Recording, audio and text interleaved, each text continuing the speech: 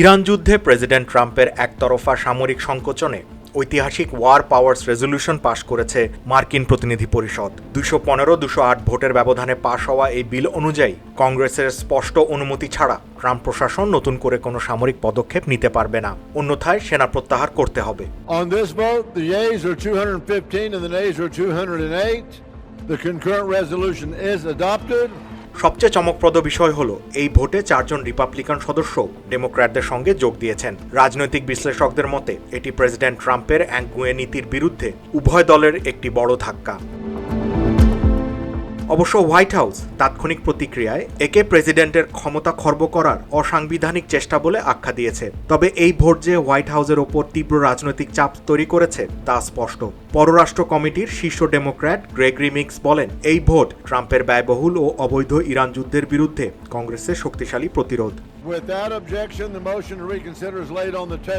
যদিও ট্রাম্প দাবি করেছেন যে যুদ্ধের আলোচনা সঠিক পথেই এগোচ্ছে, তবে এই ভোটের মাধ্যমে জনমতের চাপ এখন স্পষ্ট, যার সরাসরি প্রভাব পড়ছে মধ্যপ্রাচ্য নীতি, বৈশ্বিক জ্বালানি বাজার এবং আন্তর্জাতিক নিরাপত্তার ওপর।